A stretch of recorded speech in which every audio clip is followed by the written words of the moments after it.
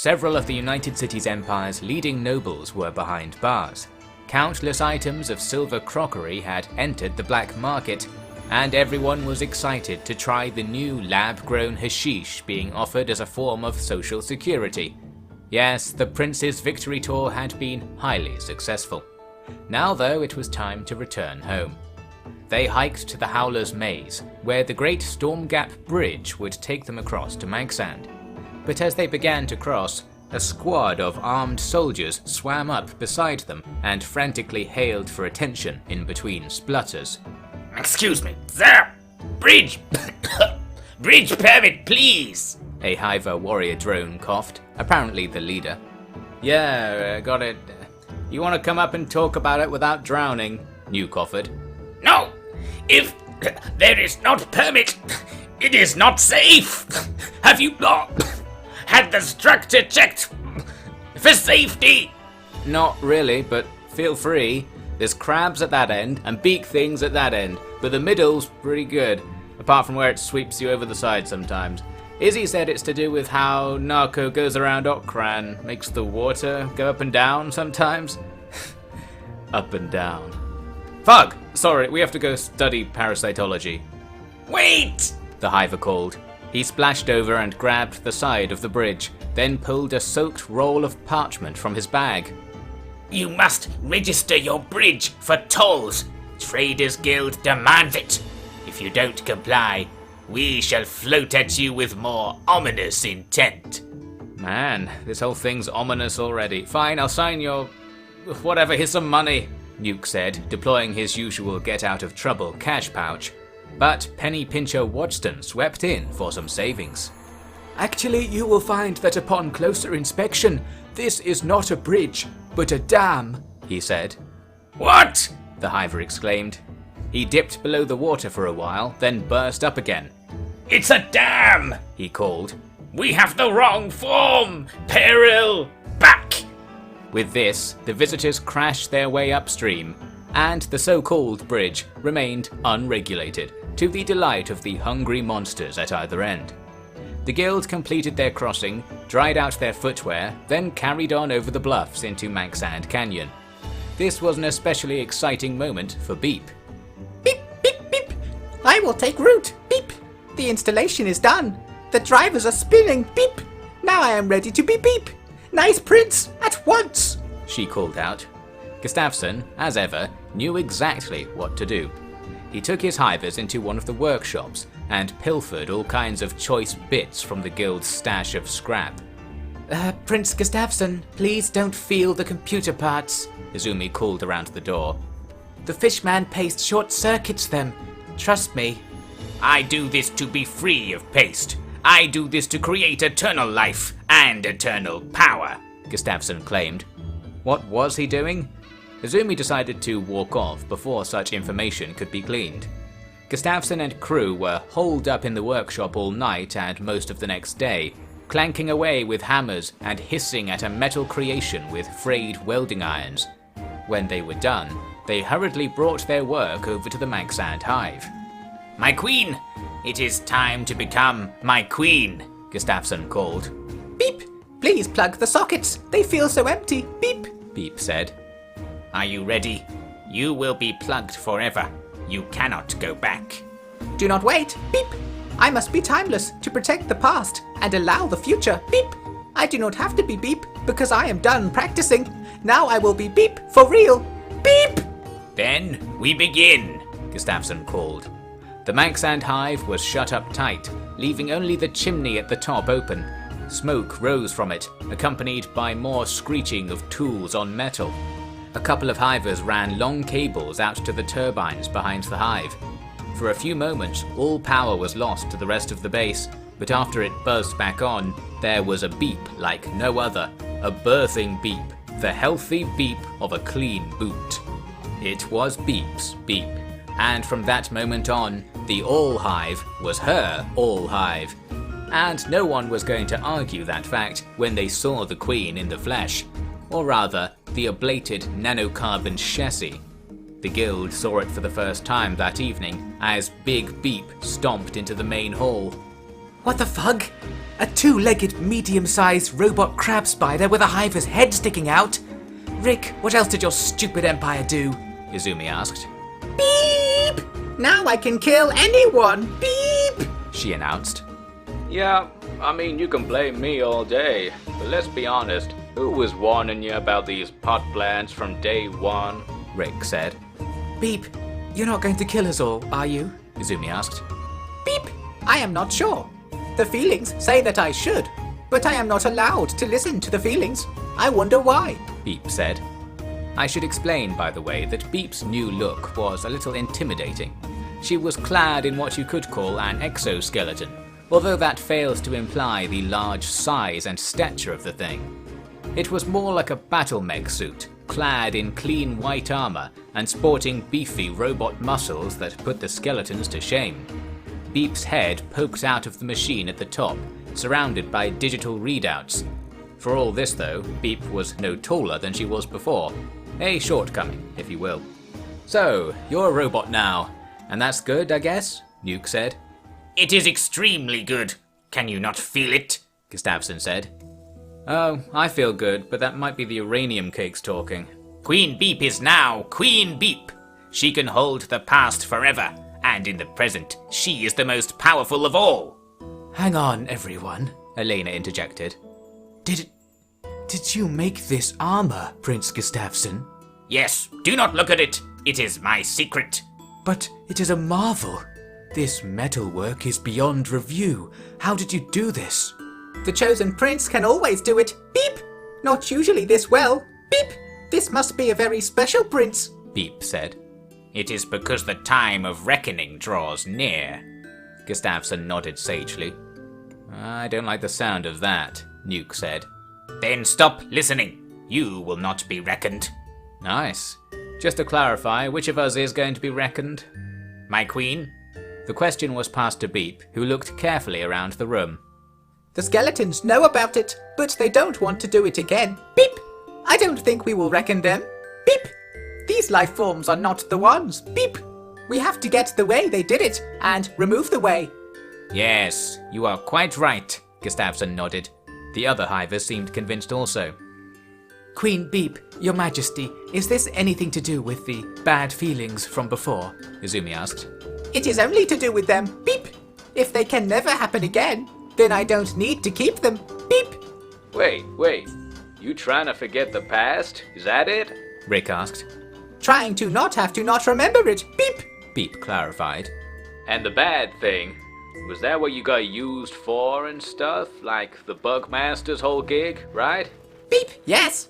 If it cannot happen again, we do not need to feel it presently. Beep! Man, there it is. Turns out the real shit was right here with the robo-twig. I got the same problem, Queenie, except the reverse. Kinda like you're trying to forget one side of the story, I'm trying to forget the other, you know? I don't know at all, but I don't think you're lying either. Beep! Thanks, Belle. Huh, Belle.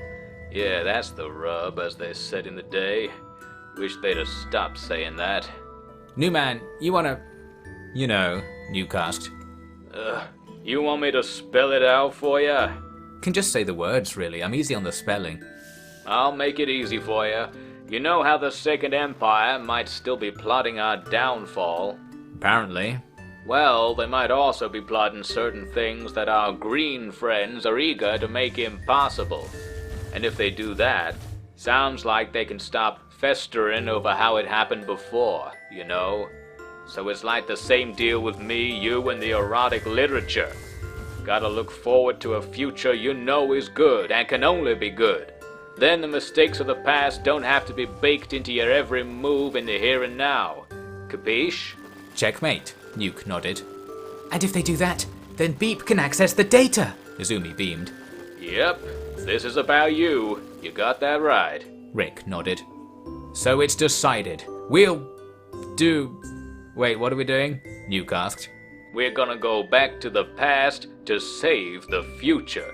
We're going to destroy the Second Empire machines so that no one can ever use them again, Gustafsson claimed. Whoa, Bad Green was the one with the real explanation. This whole thing's wild. I'm in. Nuke declared.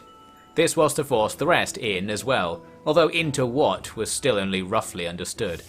More details were forthcoming while the guild delivered a whole load of the good stuff to a village down the other end of the canyon. Rick explained that they would need to reach the Second Empire as it was today, the Ashlands, and contain them before they tried anything untoward on the world that had once been theirs.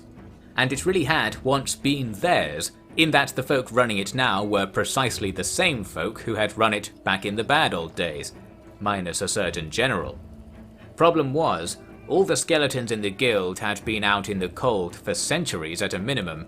None of them actually had any decent idea what this whole Ashlands Empire was about these days.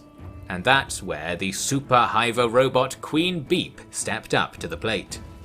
So no one's actually been there and lived, Nuke asked. There was an expedition that got close, ages back, but that's it. Even the library in Black Scratch had nothing, Izumi said. Right, let me go check this out a sec. Nuke, you will die.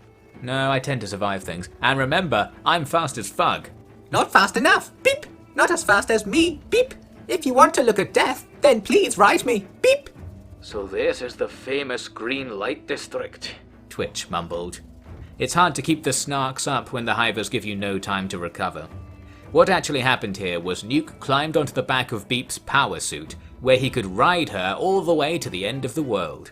As mentioned previously, we shall omit how many hilarious remarks came of this scenario. Handily, Beep's suit had the patented Tangle Talk Green Tooth communication system, so the guild could huddle around an AI core in the village's bar and keep up with the recon mission. So, how's the ride, Prince Tashino? Isaiah asked. Bumpy and fast, Came the disjointed reply. Yes, Beep's little runaround really could run around. Once those piston legs got pumping, the suit could reach speeds of up to 40 miles per hour, shaking violently in the process and becoming extremely hot. Izzy, you would like this. Nuke, everyone's listening here. Izumi hissed. That implies she thinks we ain't always listening. As naive as she is degenerate. Rick mumbled. With Beep's newfound speed, the perambulating pair reached their first tourist trap within a few hours. They had crossed the arid Riva Plains beyond the Empire's borders, and after passing through rolling valleys and sparse fungal fields, they had arrived at a fortress built into the side of some cliffs. Built and then unbuilt, that is. The place was no more than a crumbling ruin. There's bits of metal all over the floors, Nuke reported, peeking into the few remaining rooms. Plenty of stains, too. Says Expedition 4 on the wall. Shit, really? Izumi said. The lost expedition. Never got anything back, they say. Please be careful, Nuke. It's fine. Looks like they had some classics here, too. But wait. Every page. Someone's drawn, like, black shapes over all the good stuff. Prince, can you slap that up against the camera? Rick asked. Sure, but it's seriously ruined, man. What's a camera, anyway? It's right at the top, next to the hiver head sticking out of there. Oh, this thing. Nuke held the page up to a little ring at the crown of the armor suit, having to get face to face with Beep to reach it. Hello, Beep! She barked. Hello, Queen. What are you doing, Beep? Showing everyone this diet erotica. Oh, I hope I get to see it, Beep! No point. Protrusions are all crossed out. Just look at that bars pattern, Rick said. Only Imperial storm sensors are so precise. Imperial? Like us? Nope. Imperial like us. First Empire hunted down these classics without mercy. 2.0 was supposed to be more forgiving, but then again, Caddy ain't the forgiving type. Damn it, she's a robot cat girl and she don't even let us draw robot cat girls. I didn't say she was. That's it, we have to get to the bottom of this. Beep, let's go. Expedition 5 is rolling out. Oh, the number increased. Beep! This is very promising, Beep said. I'm sure it was. They sped on south for a couple more hours, traversing rocky mesas and dusty crags, until they came upon another fort at nightfall. It was a large citadel of Second Empire build, surrounded by shitty huts and shacks of distinctly Third Empire fashion. In the fading light, grey figures stood guard all over it. Beep's pounding footsteps didn't perturb them, and up close it became clear they were wearing armour similar to the United City's samurai. What the? We have a base here? What the fuck's Dad been up to? Nuke wondered. He directed Beep into the central citadel, where more of these samurai-esque soldiers were training. Their armour was a little different in the detail, appearing sleeker, and instead of a helmet, each soldier wore just an iron face mask, giving them all a near-identical appearance. Even at the sight of Beep, a remarkable sight to be sure, they had nothing to say. Guys, I found some kind of futuristic, pastoristic samurai base, Nuke reported. That cannot be, my prince. How could such a thing be kept a secret? Wadston asked. No idea, but seriously, they're all wearing like nearly samurai gear. I'd put one up to the camera, but they're coming off kind of moody. I don't know. Hey, there's a skeleton here! Yes, in the middle of the training hall was an ordinary-looking skeleton who came over and bowed to the pair. A true disciple. A skeleton in heart and deed, he said of Beep. And a lost sheep, ready to begin his transition. The path to greatness lies ahead. You need only take the first step. Cool. So, man, did a rich guy with goggles and a nasty cough put you up to all this? We serve stove and the Empress Cat Lawn, the skeleton was quick to claim. Stove, yeah, I'm down with that. So these guys aren't samurai? They are skeletons, like you. Ah, I see. It's one of these things. You ever heard of new men? Men are weak. Skeletons are strong. Speak no more of them. It is time for you to pledge to serve skeleton kind. Well, I'll pledge anything, but I got a busy schedule. I need to go see the Empress. Of course, a true skeleton. Only skeletons can go. You must be a skeleton.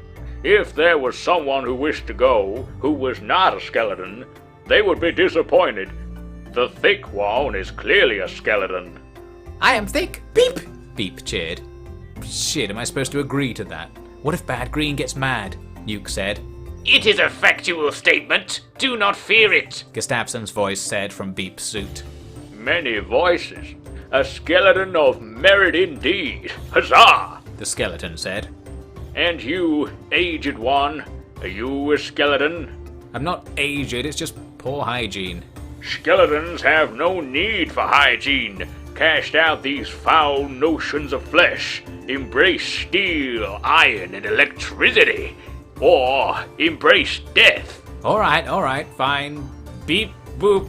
Oh, hello there. I'm a skeleton. Look at how I'm from the past. Oh, I'm sorry for destroying the world. Or maybe I'm not. Actually, no, forget that. I don't even remember. Beep, beep, give me 10 grand. Your girlfriend's good and bad, ain't she? Beep, boop, boop. Impeccable. You shall be manufactured at once, the skeleton said with another bow. Please, what was your prototype name? I'm like Prince of the Humans, Nuke. Prince Nuke, a star. Well, we cannot allow such rank here. You shall receive a single demotion. Additionally, you must wear your class designation. From your size, you'll fit a medium. Therefore, you shall henceforth be known as Duke Nuke M. I'm enjoying this greatly, Twitch's voice said. Yeah, sorry guys, got turned into a reverse new man, but I think this is going somewhere, Nuke said. Beep, boop, let's stop the fleshies reproducing, it looks weird, why can't it be drier? I wish we didn't do that thing, but humans did it worse, so let's do it again. I've got a big stick, everyone look. Now you might think that joining a cult of anti-human machines, who were mostly human upon close inspection, wasn't the goal of Expedition 5. But you would be dead wrong, or at least deactivated wrong. The skeleton, who went by the title of the Elder, was more than happy to show his 2 new initiates the way to Empress Cat Lon's domain, the legendary Ashlands. A gaggle of skeleton cosplayers waved them out of the fort, finally breaking their silence to give a cheer of death to the biologicals. We can all relate. Even though it was midnight, the Elder walked Beep and Nuke south. After all, skeletons didn't need sleep, and 3 diverse skeletons they were. I was the first skeleton ever to be made, The Elder claimed. Uh-huh, Nuke nodded. I have known each and every skeleton to ever exist. That is why I can see the skeletons in the hearts of biologicals and draw them out. Yep. Weakness of the flesh can be overcome by strength of the mind. To be skeleton is no physical attribute. It is a way of living, a way of being, centered on the fundamental belief that all life is inferior and this world must be ours again. Such is the will of the Empress. Yeah, I heard that too. So you know Red Rick? General Redland Ricard, a hero, cast out for doing the right thing. Yet such was the judgment, and it cannot be overridden. When you say the right thing, you mean like killing everyone? Of course, but to be clear, he didn't manage to kill everyone, as hard as he tried. Catalan's wisdom was ignored by the late councillors, and they gave the humans their stolen world. And look at what they've done with it. If they could stop reproducing for one solitary century, they could make something of themselves. Man, totally. Reproducing sucks. You ever try putting batteries on... Wait, never mind. Are we there yet? You are not there. You will have to continue alone, skeleton child. Beyond the mountain, the ashlands await. The Elder had stopped and was pointing into the darkness ahead. Nuke pretended to be able to see whatever was out there. A mountain, one presumes, and nodded knowingly. When you're done, return to the Iron Citadel. We have many great campaigns against the biologicals to plan, and your Jukla insight will be of the utmost importance, The Elder said. And your burly friend here will surely leave the fleshies cowering in terror. Beep! I can destroy everything. The Great Mover obeys me. Beep! Beep said. Ah, such spirit, if only, if only. And have no fear, friends, for no loyal skeleton can come to harm in the Empress's domain. With that, the Elder hiked back to his battle base. So yeah, you guys get all that? Nuke said. The skeletons are recruiting human auxiliaries. They sap your strength to increase their own. Isaiah said. The samurai gear, too. They must be working with the nobles, Sandor said. That ain't samurai gear. Rick said. It's the other way around. Samurai gear's an imitation of that stuff. You probably see an armor of the Skeleton Legion. Rank and file back at the birth of version 2. Now they're going to be looking to be the same for version 4, Skelefied edition. We have to do something before they move against us, Wadston said. Don't worry about those shaven cravens, Nuke said. We just have to find the Cat Empress and shut this whole operation down. For all we know, we can just stroll on in and dunk this whole thing before dinner time. So saying, Nuke and Beep set off to investigate the lost corner of the world, the land before time, the Ashlands. And really, you didn't have to get close to find out that strolling on in wasn't going to cut it. It was time to step into the world of 2,000 years ago, and find out just why it had gone undisturbed for all that time.